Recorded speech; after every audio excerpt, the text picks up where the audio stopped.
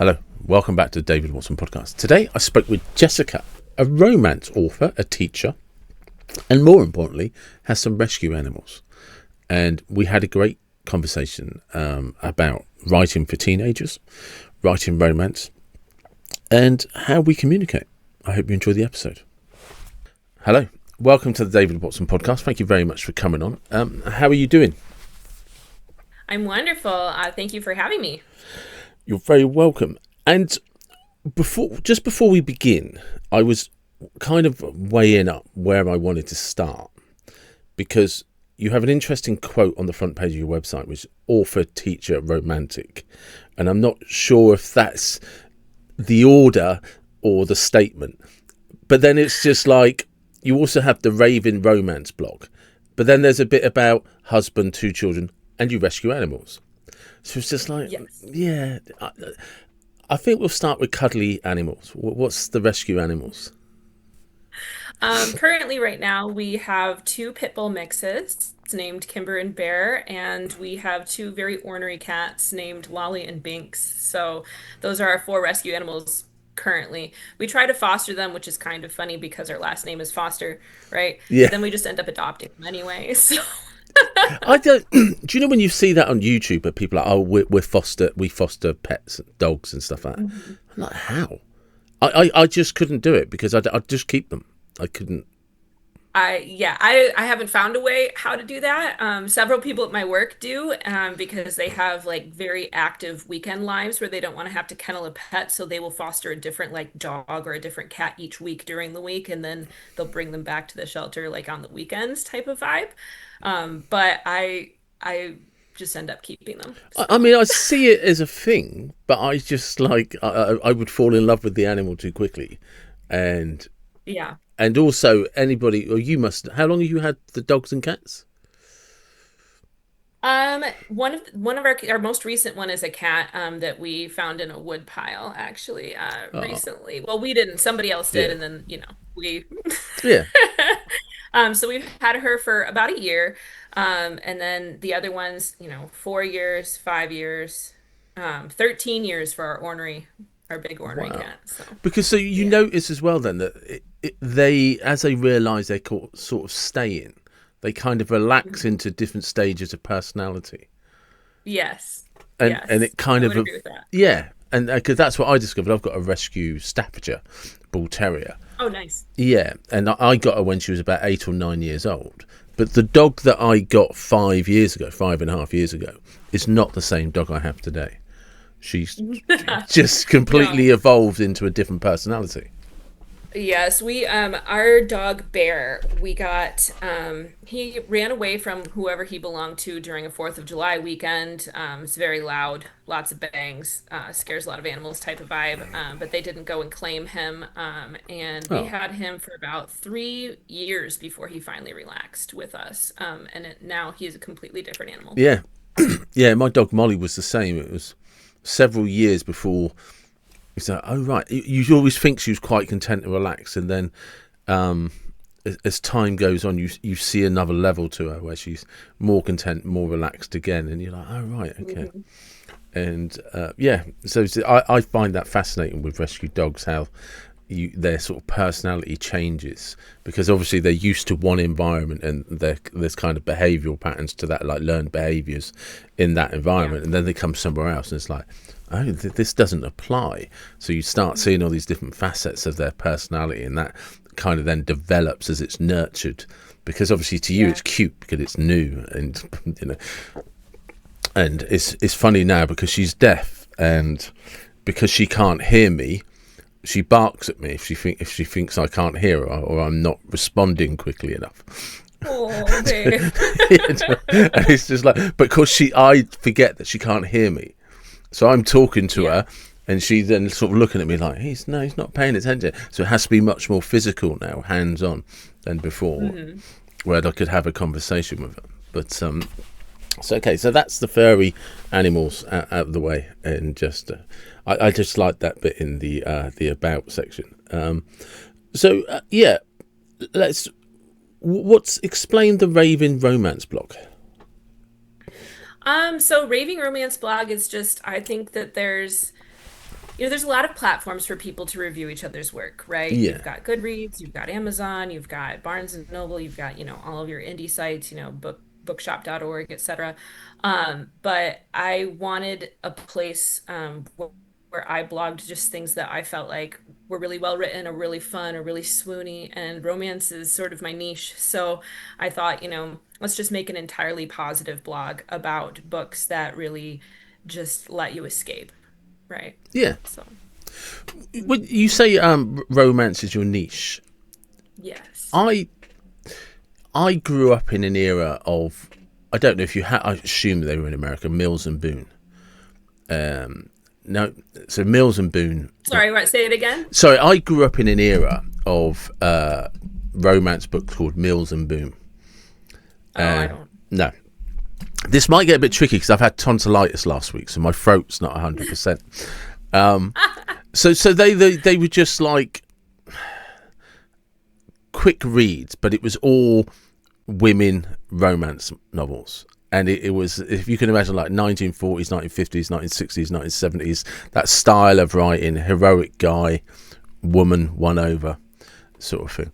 Like Harlequin, like the old Harlequins. Yeah, I guess, it's that style, isn't it? It's like it started off with like Yes. the Hollywood Hmm. idol matinee guys, and women would Hmm. sort of swoon in their presence. And obviously, they were all kind of various stories along that.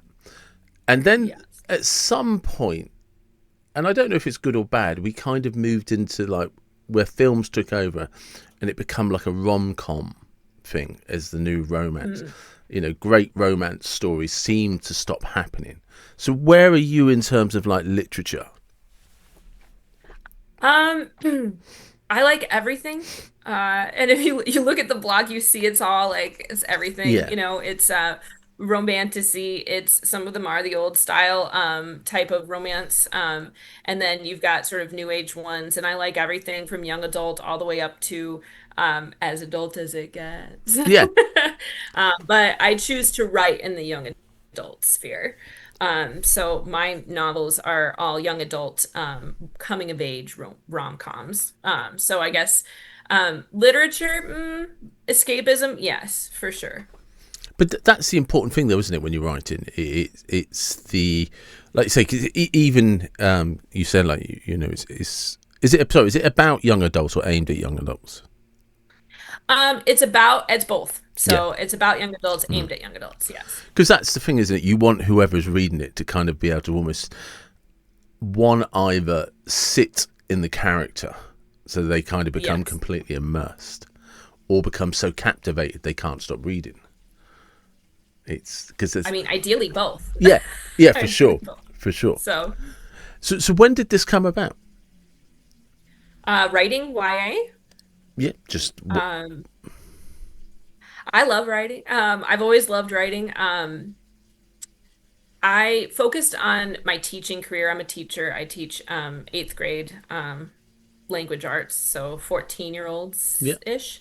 Um, tricky time to be talking about romance. yes, but well, yes, but it's my favorite age to teach. I love the in between, like the in between elementary and high school, the in between of who you feel like you have to be and who you actually are, I think that's right? what makes it so difficult. You're trying to discover Yeah. who you are, Hmm. but you have to fit in, and the two are not compatible. Yes. And it's difficult. And I think that, we are moving in a really great direction nowadays comparatively to when I grew up, which we don't have to discuss how many years ago that was. Uh, but I think we're moving in a good direction insofar as like overt bullying is pretty much out kind of vibe. And it's more now like exclusion, which is also not great, but Yeah. probably a step up from overt bullying. Um, and it's just like it's a difficult space because everything feels so public to you when you're that age. Like everything, it feels like you are living under a microscope. And I feel like Yeah. even more so now with the invention of social media and smartphones and things that maybe did not exist for some past generations.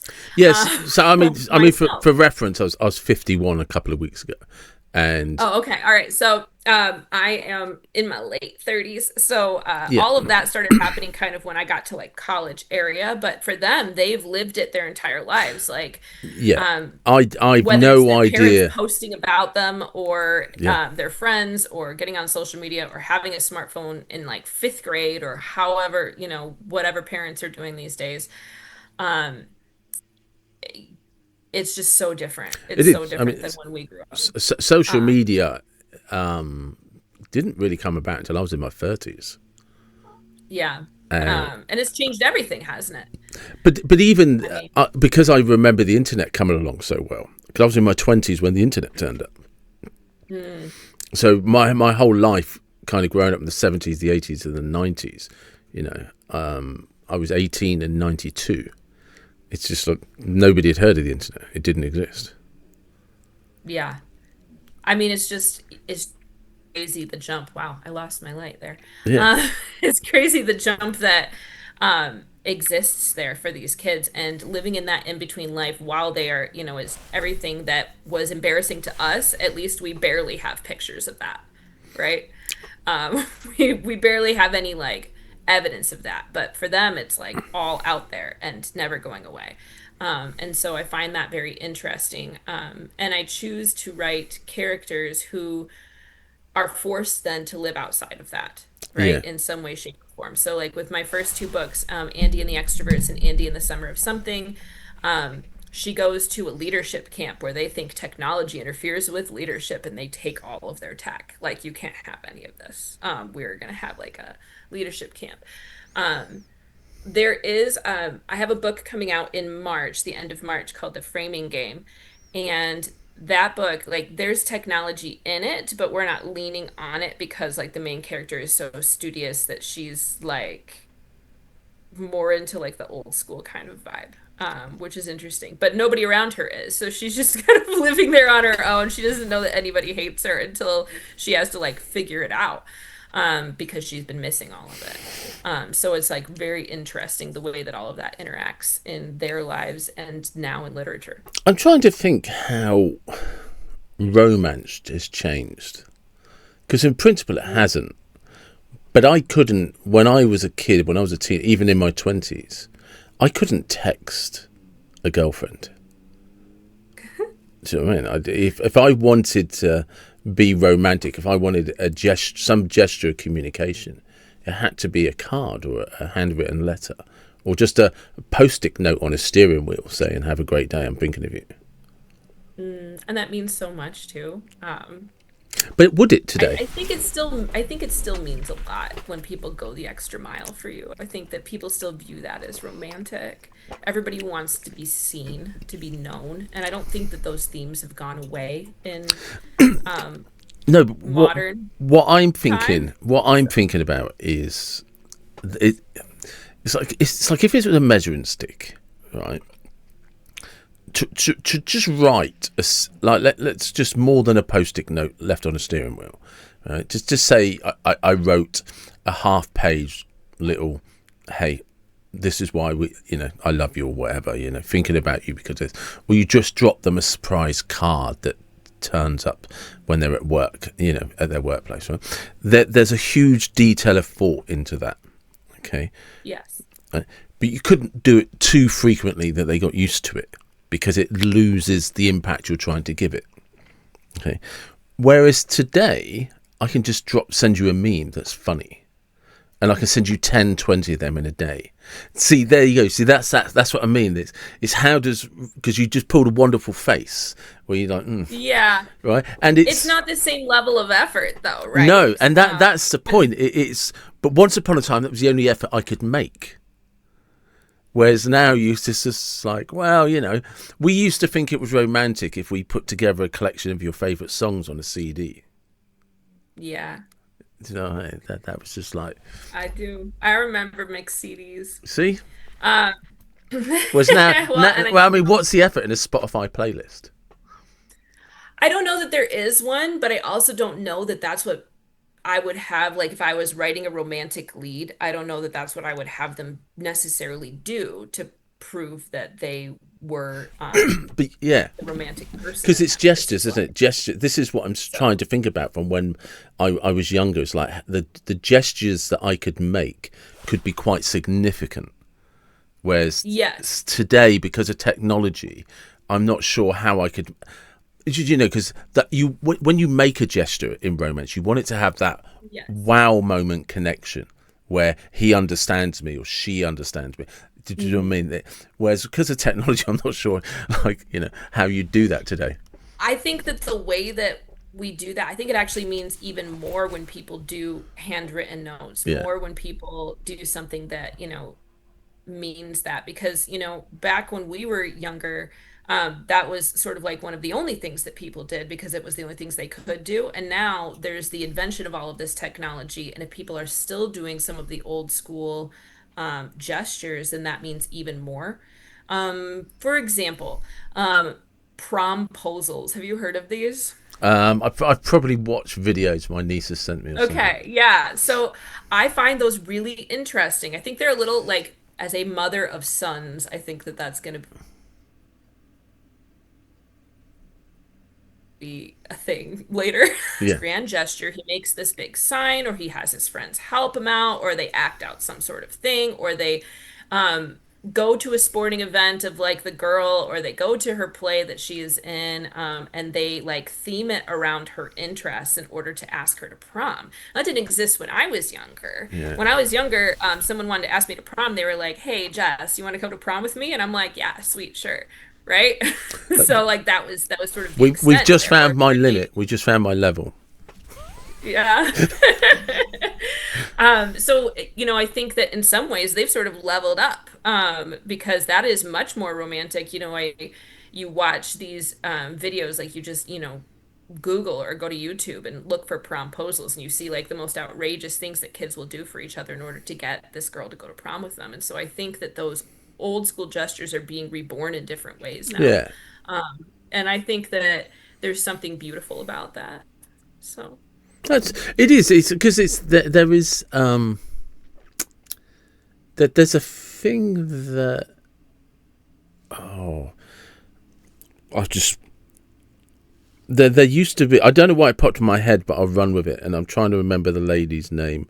It was someone Beck. And when I was a kid, Coca Cola did her song for an advert. It was First Time, First Kiss. Oh, okay. Yeah. And yeah, and it was all about basically associating Coke to these memories of romance. It was our Hmm. very first time and all that. It was like a 1980s Coca Cola ad. Oh yes, Coca-Cola is so good at ethos, pathos, logos, and their Yeah, their and advertising, right? They're gonna get you from every angle. yeah, I'll see if I can just quickly look up the song. So I'm not ignoring you by picking up my phone. It's just driving me up the wall Oh now. no, you were fine. Because it's this thing is I'm trying to establish or figure out like how romance has evolved, and like you just said, like those prom videos where they go to this big effort to invite a girl out, those prom proposals. That's just not something you'd have had somebody with a massive big camcorder following you. Right. Um, yeah, and I think it is like a texting world, right? It's a Snapchat world, it's an Instagram world, it's a TikTok world, right?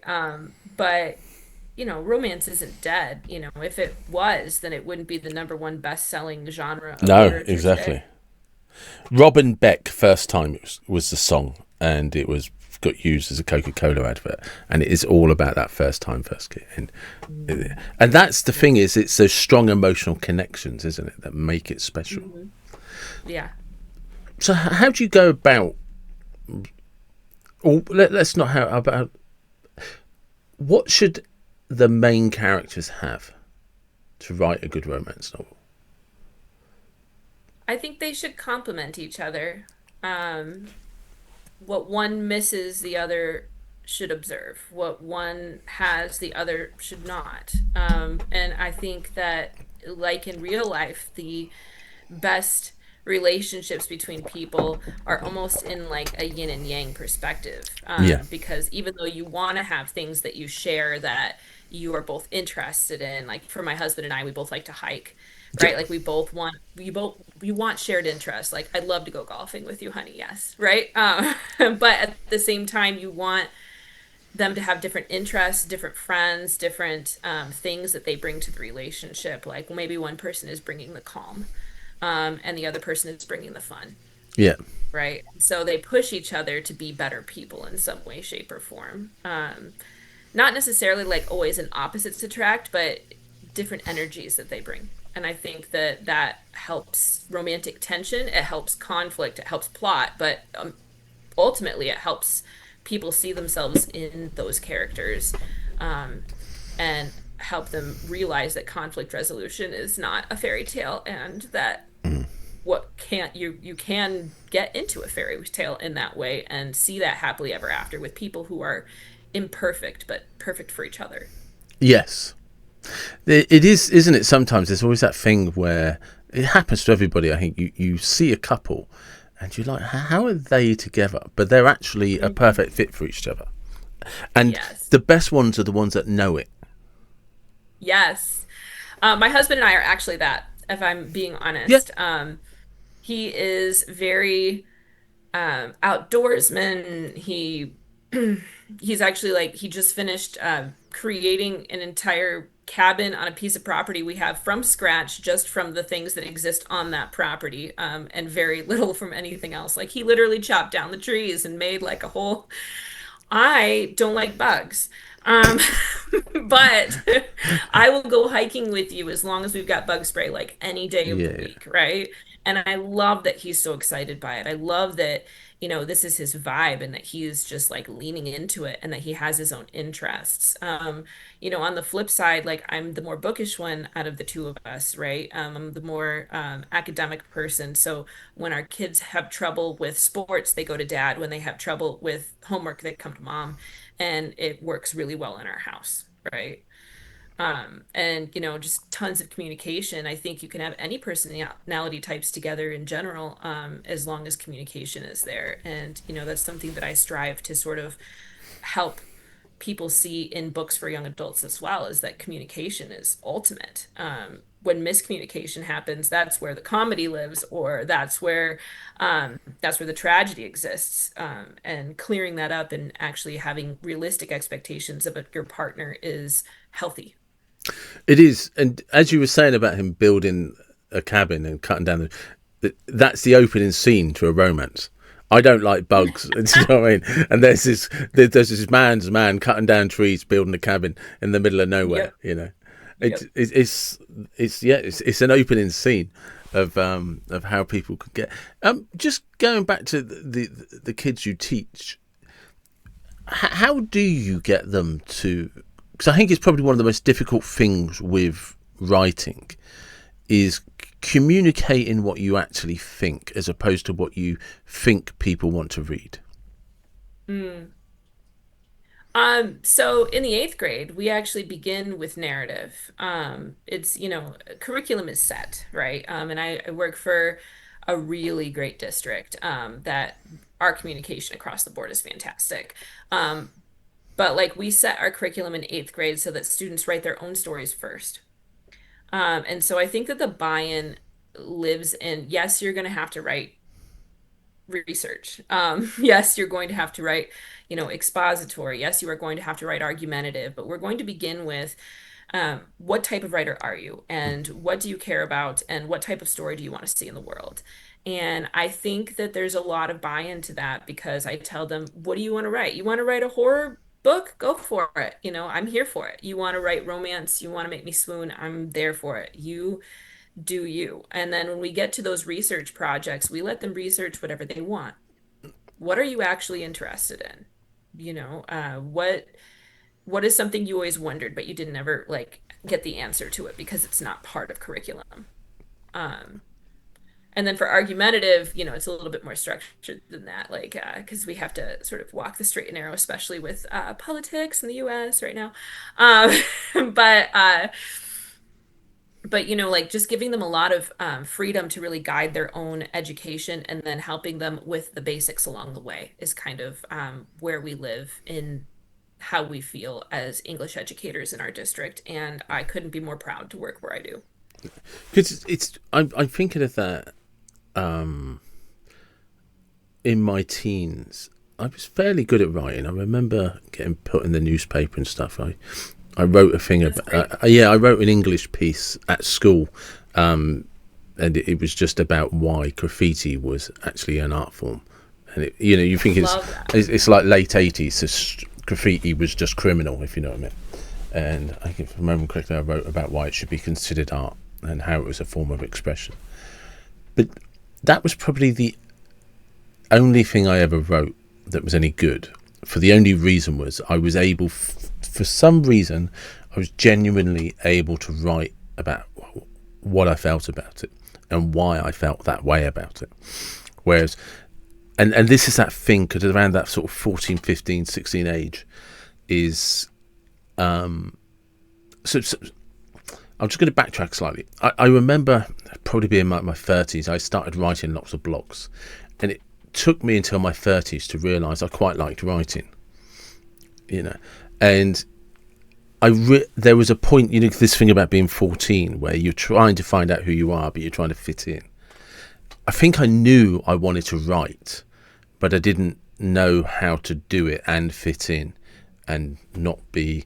Because I wasn't the nerdy kid at school. I was the sports kid that, do you know what I mean? That, Yeah. nobody hassled me at school.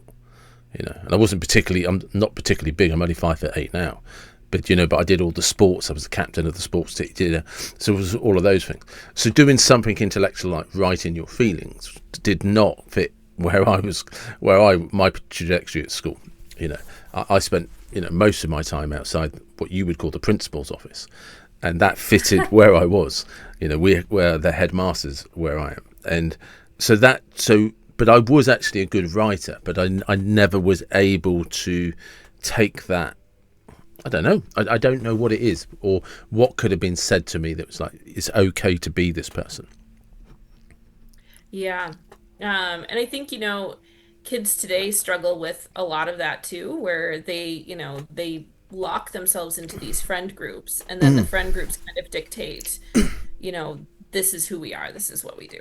Yeah. Um, and breaking sort of free of whatever you think other people's expectations of you are. I feel like it is similar today than it was then. It's just that maybe the expectations aren't exactly as cut and dried as it used to be, because groups are all kinds of different things now. And jumping groups still feels just as scary as it did when we were younger too, I think. So, Yeah. I don't think vulnerability has changed at all. I think the vulnerable mhm. 14-year-old is still, however far back you go, is still the vulnerable 14-year-old.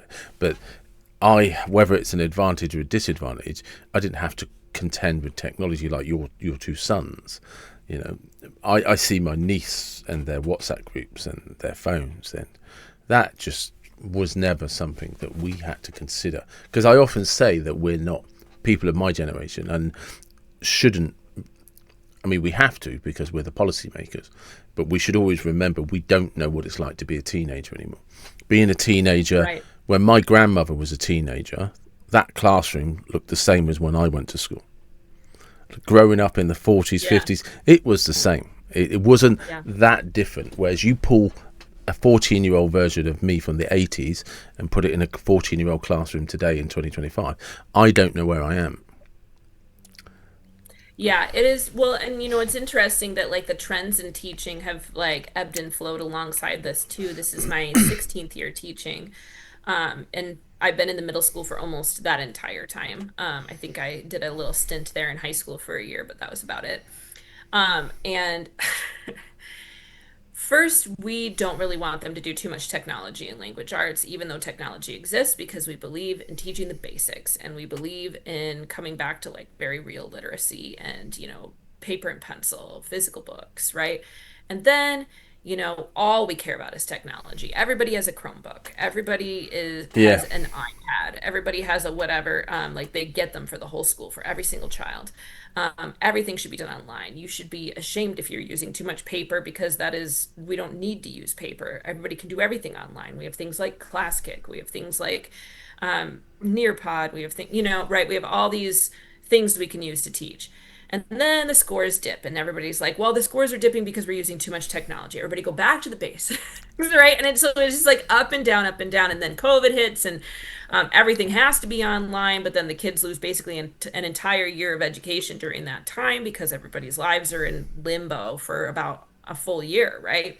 And then, we come back and we're trying to fill deficits. And are we filling deficits through technology? Well, we kind of have to, but then we kind of don't have to. And now it's just, it's Yeah. everybody's preference now. And that's kind of where we're living in our district right now is where is your preference? Where's your comfort level lie? How do you best teach, right? Um, and I think we're always searching for what works best for these students. But the problem is one of our own creation, and that is that attention spans, not only of children, but also of adults, has gone drastically down because of the scroll factor, because of the dopamine hits that we get when we see a video that we like, when we see something online that we like.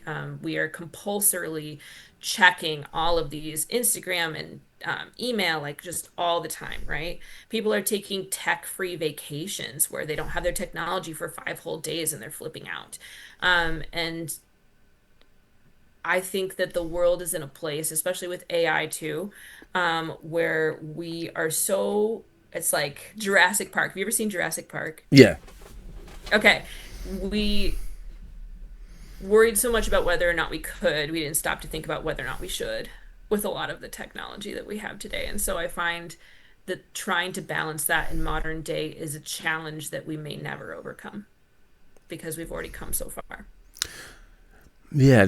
One of the things, because I find kind of fascinating, is I cannot explain to my niece how you've never had it so good. Like, the world today is better than it's ever been.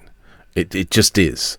Medicines, access to the internet, there's just so many, but they feel so oppressed and held down. And you just like, it's just not, it's not real. It's a feeling. It's not a subjective fact, but they Yes, feel that it creating is. resilience in our children is harder to do because their attention spans are lower, and also like everything we're working to try and fix the things that existed that were problems when we were younger, Yeah. right? And so we don't want the kids to encounter as much adversity, but then we don't take into account the fact that some adversity is actually good for kids because it helps them to become resilient. And so then without that resilience, their mental health declines. And so we're in a mental health crisis now. Yeah. And so it ebbs and flows, But right? it's a really good point, because I've always said that the problem with making things, being so afraid of children having their feelings hurt, is when something real happens to them, like they get heartbreak, they get betrayed, somebody young unexpectedly dies. They don't have all the little micro learning lessons to deal with the big ones when it's going to happen. But it's going to happen to all of us, and if you're not careful, it won't Yes. happen to you till you're 30. But if you think, you know, somebody saying something you don't like hurts your feelings, wait until you've lived with somebody, moved in with somebody, and then find out they've been seeing somebody else and you're the last person in the room to know, because that's going to destroy you, and Yes. you have And in that no way, I think that foundations. Yes, and in that way, I think that literature can actually help. Like books can help these kids because even if they're not encountering it in their actual lives, then they can see characters interacting with a lot of these different things and how those characters have to adapt. And then at least they have that knowledge to pull back on, whether it's even if it's not their own personal knowledge. Like, so for example, in my first book, there's a girl who's very scared of heights, and she is peer pressured into climbing this rock wall as a part of this challenge for this summer camp. And she gets about halfway up there and has a full-blown panic attack in front of everyone. And they have to lower her down, and she is losing it. And there's this huge circle of people around her. Well, Probably in today's society that wouldn't happen as often, right? Because we have all of these things in place where, like you wouldn't have made her do it in the first place, or she wouldn't have said yes, or, like there's a Yeah, lot of like things along the way, right? Or when we saw that she was having a panic attack, that would become a private moment where we would lower her and get her to a safe space, right? Like as a teacher, I think of all the things that we could do in order to mitigate that for that kid, right? And you want to because you want to protect children. Um, but I think there's merit to writing books where people aren't as protected. And I think that's why a lot of kids are gravitating toward darker realistic fiction in some ways, or toward realistic fiction that feels like it is them, or that they can resound with, where the characters have problems that feel bigger, or like sort of macrocosms of what they're dealing with. Like, so they might sort of feel like that, but then the character is very like that. And so they're like, oh, that's me, right? And so it exposes them to those problems and how those characters react to it in a way that is safe because they don't have to go through it, but then they can start to at least pull a little bit of the resilience that the characters had. Or they can see the characters break down entirely, like Andy does in that first book, and she like loses it. And she can't believe that that happened in front of the whole camp and she wants to go home. Like that is also a reaction that kids have, right? So I think, part of wanting to write for kids in this generation is helping them see things that won't be the end of their world. yeah. How do you know when it's time to write the next book? I'm always writing, so Okay. No, but like I'm always writing. I throw away probably about three-quarters of everything I write, but I'm just constantly writing because it's fun. To be perfectly honest, like I don't know that I have any like deep dark reasons that I write so much as it's just incredibly fun to me. Like I love writing problems that feel like they're impossible to get out of, but then we manage it somehow. that's the Right. thing I love about talking with authors, because everybody's motivated differently. There's authors that like I don't actually like. I'm not actually. I said earlier I liked writing blogs and stuff, but I do. But it's because I have something in my head that I have to get out, as Mm. opposed to the pleasure of writing. Whereas some people, no, no, I just love to write. I love to put it on paper. Whereas with me, it becomes a voice that it's becoming too irritating. So I need to write it Yeah, down. like it forces you to like get it out somehow. Yeah. Yeah, that's great. I love that. I've met a lot of writers that are like that. I don't have that. Yeah, but that's why I love writing, because it's so different. So many people write for different reasons. Yeah. I'm just write for sheer joy, and anytime it becomes not fun for me anymore, I'm out. Yeah. So, So yeah. so when you are starting a book, what is it where does it begin? Where does it end? I am chaotic. I don't do full outlines. I start with the problem. Like what is the massive problem in this book? And then who would be the perfect person to be their romantic lead alongside that issue, right? So for Andy, I think the first scene I wrote was that Rockwell scene because I'm like, this is going to be like the ultimate moment where I don't know how we're going to get this girl to this camp yet. Like, I don't know why she would ever sign up for this. I Yeah, don't know why she would ever like be here in the first place. That's where I started. But if this happened to me, I feel like I would literally die. Like if it was in front of I like as an adult, probably not. But as a kid, like as a teenager, that would be like the ultimate horrible thing, right? And so this is what I want to happen. But then who is the type of guy who I can put in her path that's both going to be a problem, but also going to help her fix the way she feels about herself? Not fix the panic, because panic is inherent and panic will happen, right? But how she feels about herself afterwards, who can help her with that? Like, and so that's where I started with that book. And I don't know, it just kind of grew from there. Like, I just loved writing them. Everybody hates the character in that book. Her name is Susie, who was like Andy's leader, but she was the most fun to write. She was my favorite character. And so when I go to author events, everyone's like, "Well, who's your favorite character?" Obviously, it's Andy. I'm like, "No, it's actually Susie. I like her." They're like, "Susie's evil." And I'm like, "Susie's not evil. Susie doesn't understand. She's just like a bubblegum princess who really thinks that everybody should join. She is like a cheerleader. So she does not understand kids who are introverted or who deal with anxiety or panic or social anxiety. So, Because that's a really interesting concept because it's often people's, and I think that's definitely something that didn't happen when I was growing up, and I do think it's to do with the internet. Everybody thinks you should understand everybody, whereas when I but was we don't. no, but here we're We like, don't. oh well, you should understand that that they're they're quiet, they're introverted, they're this that and the other.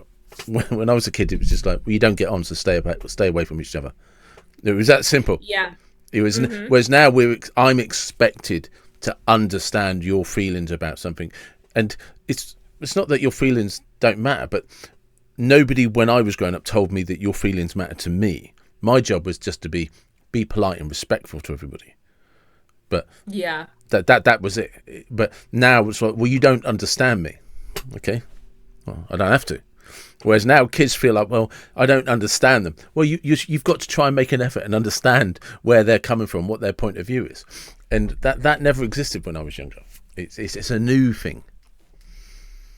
Yeah, I think we could get lost in that subject for a while, but I think emotional maturity is something that we've really wanted to bolster in our kids. Um, and it has pros and cons, right? So I think the pro is that people feel more included. I think the con is that it takes an emotional, mental toll on kids who struggle with social cues, Yeah, right? again, it's one of those things where I think you hit the nail on the head. We're trying to do the right thing by, Yes, but we're ignoring the fact that maybe I don't want you as my friend. Maybe I don't like you. But the right, caveat of it doesn't give me any entitlement in any way, shape, or form to be rude to you, ignorant to you, or harass you in any way. But I should actually right. just be able to say, you're none of my business, and I don't want you to be my business. Now leave me be. Right. Well, and I think that kids still are able to, in, some way, shape, or form, sort of dictate that, right? Like, I wouldn't want one of my kids purposefully trying to hang out outside of school with somebody who Mm. meant to do them harm. I wouldn't want them to feel uncomfortable in somebody else's house, right? And that type of vibe. So, you know, they still have the ability to choose their closer friends. I just think that the public settings have changed a little Yeah, bit, massively. like a little bit more. So like the at school atmosphere is a little different than it used to be. And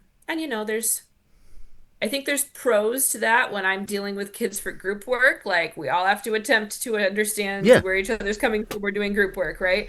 But I always think of it more from my like professional standpoint than I do a personal standpoint in that because, with my own children, because I have a sixth grader and I have a fourth grader, right? So my sixth grader is just entering into the school where I'm working, and my fourth grader is still in elementary. But we have talks a lot of times about how, you can be kind to everyone. You can be courteous to everyone. You do not have to be every single person's friend. It is pretty much impossible to do so and still retain your sanity.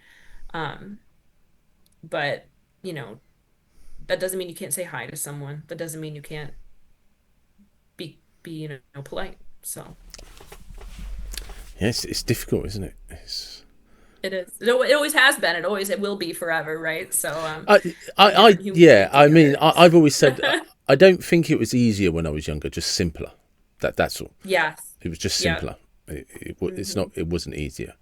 But so, if somebody is, if you were given a, do you do writing courses or writing classes for adults? Like, do I teach them? Mm. I do not. I'm trying to raise my I've got a lot of stuff going on.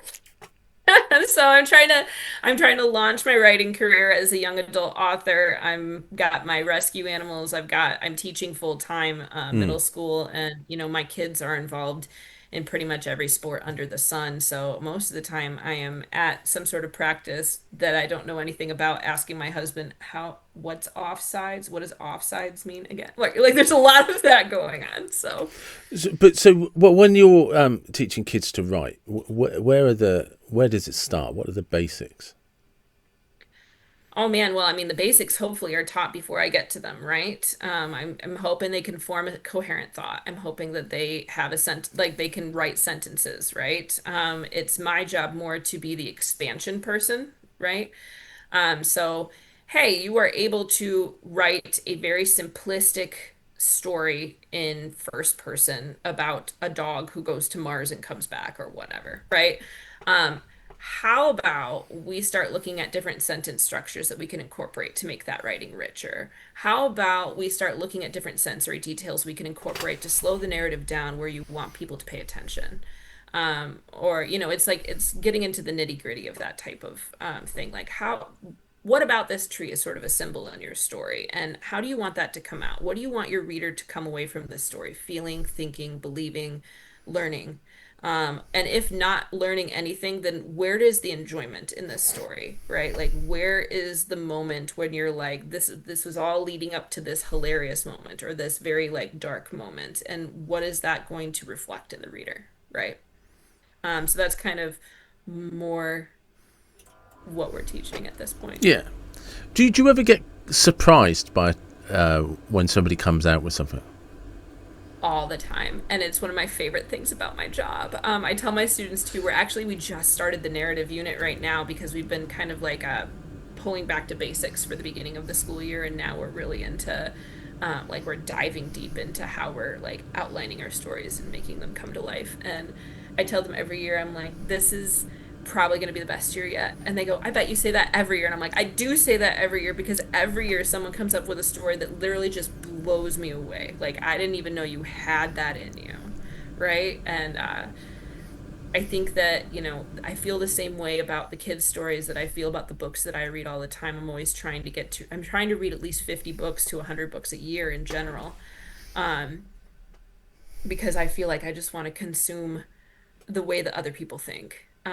And I think that everyone comes at life from a really unique perspective, and that it's so beautiful, it's so gorgeous to just absorb that. Yeah, it is. It is when you're not sort of trying to figure out the offside line, and Right? I still don't understand. It has something to do with the ball being where it's not supposed to when it's too close to the. I don't really know. I still no, am it trying to figure it doesn't out. have anything to do with that. Nope. It's to do with Okay. where players are when the ball is. Defenders or something. It's Yeah. where is the basic premise of the offside rule is Okay. it's where the players are when the ball is passed to the player. Yeah, I don't know if I'm ever going to be able to identify that. Maybe just when the whistle is blown and I don't know what's happening, it's obviously offsides. Is So probably just how I'm yeah, going to look at so, that. but do you know the position of defenders? Yeah. Right. So if you are the opposition defender to me, so I'm attacking and you're the defender. Okay. If your last defender, if I go past your last defender and my player plays a ball, that's offside. I have to be in front of the last defender before the ball is played to me. Okay. So that's the rule, is to stop me just standing next to your goalkeeper and one of my players just kicking it over everybody's heads. And you tipping it in. Yeah, Yeah. okay. So I have Yeah. to be in front of your defenders to receive the ball. And if I go past that line and then the ball is played, that's offside. All right. Yeah, I won't be able to identify that No, I mean, like, no. I understand it now, but I think that the refs are going to call it before I can see it usually. So, Yeah, but it's because it's such a tight margin, unless that person has yeah. run so far ahead prematurely, in which case the coach will be shouting at the person who played the ball like, what the hell do you think you were playing it to him for? Do you know what I mean? But it's got the offside line has actually, the offside rule has got more and more complicated as years have gone on. Do you know what I mean? It used to be Okay. a little bit simple, but the basic principle is the attackers have to be in front of the defenders before the ball is played. Not received, Okay. played. And it stops you Played. throwing a long ball and just your guy just sitting there. Right. Because otherwise, you could just like the goalie could just Yeah, bomb it down there. yeah, yeah, yeah. But it Right. is. It's but if you look at Yeah. it in like in American football, if your wide receiver was just always, or your receiver was just always at the bottom, the quarterback could just always just throw it straight down to him.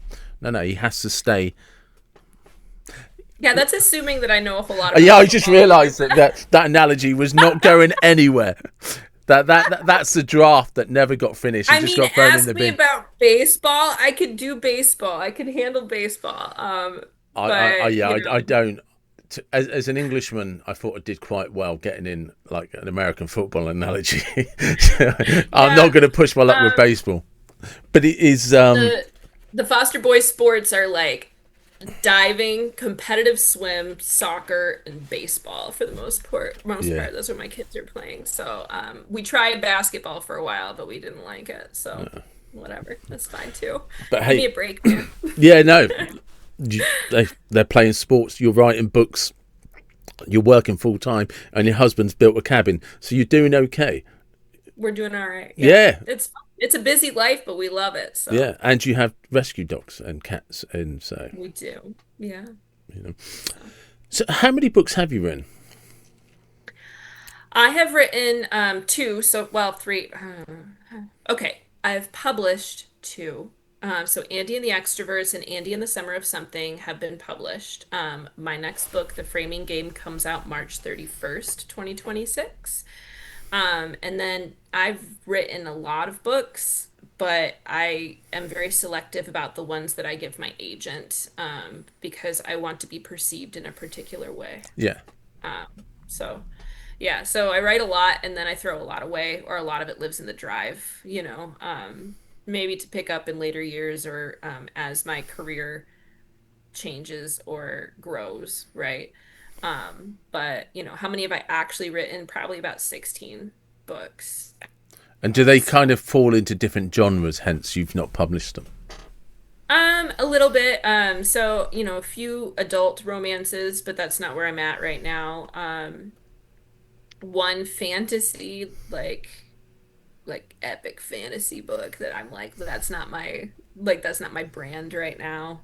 Nor will it probably ever be. So writing one fantasy series is just gonna mess up my branding, right? Like Yeah, I think so. I'm like, and a lot of them rom-coms and a lot of them YA rom-coms, just ones that aren't either ready or things that I think that people would resound with right now or pick up or maybe are missing some key point. Like I wrote a book 2 years ago that's sitting in my drive, just kind of waiting for me to figure out what's wrong with it.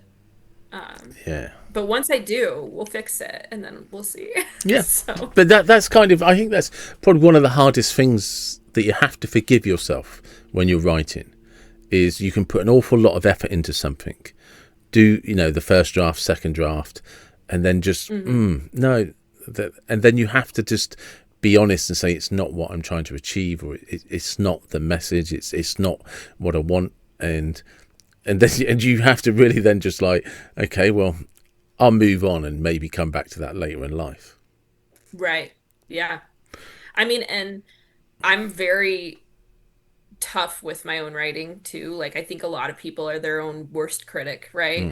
Mm. But the one I wrote, I'm like, yeah, it's a great book. It would have done really well in a 2005 market. It's not going to do well today. I'm going to have to find a way to reach the more modern audience, and it's just not there. So I'm not going to put that out into the world. I'm not going to have my agent look at it. I'm not going to, you know what I mean? I'm not going to do that to her because I already know something is missing. So if I know something's wrong with it, there's no point in sending it to somebody else. And maybe she'd have a different opinion. Maybe she'd be like, "No, Jesse, this is it. Like we love this book." Well, good for you, but then I'd still feel bad about it. Yeah, So I'm not even going to give it to you in the first place because I think there's something wrong there.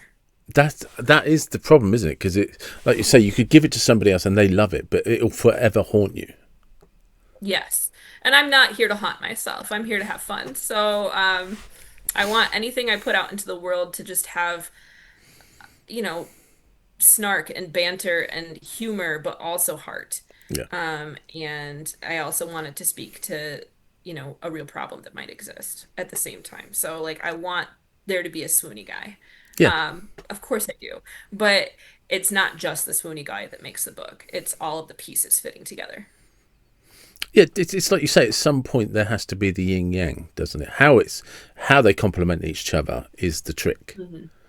But ultimately, they have to kind of, like you say, they do have to complement each other. Yes, exactly. Just lastly, as we start finishing up, where can people find you? Well, I live in Michigan, but please don't like come to my house. Um, you can find me at jessicakfoster.com. You can find my books wherever books are sold. Yeah. But if you're across the pond like you are, probably looking toward Amazon, barnesnoble.com, bookshop.org, that kind of vibe. Yeah. But yeah, if you're in West Michigan, just pick them up at any store around here because they're largely held here. So. Okay. And just lastly, my random question. I want you to imagine you have access to a time machine. The time machine is some form of transport, like a car. What would it be? What car would it be? Where would you go? And what would be playing on the radio? Um, a 1987 Cutlass Supreme. Nice. Okay, all right. Like big boat, manly car, maroon, right? Just lean into it, right? Those like huge doors that barely open and close because they're so heavy. Um, what would be playing on the radio? Yeah. I mean, I think that some Back to the Future wouldn't like whatever that Yeah. soundtrack is would probably be like perfect, right? Um, I think that that would make me laugh. And where would I go? Is that was the other Yeah. Yeah. question? Where would you go in Where would time? I go? No limits. Like just to, I guess, question, to change something or to visit, to No, relive? no, just, is there a place in time where you want to visit Okay. Um, or relive? I It's would love to go back to like Victorian England and actually see, like, I know, well, I'm playing to you right now, right? And actually see like some of these beautiful balls. Like I want to live in like the Mr. Darcy time for yeah, a yeah, hot second, yeah. you know? And just like how people interacted and like candlelight and simpler times, but at the same time probably not, right? Without medical advances. Um, And running and then if I were toilets. to go back in my, yeah, if I were to go back in my own lifetime, I'd go back to when I met my husband because I would love to witness that all over again. So, That's nice. That's a wonderful place to stop. Thank you very much for your time. yes, thank you so much. And there you go.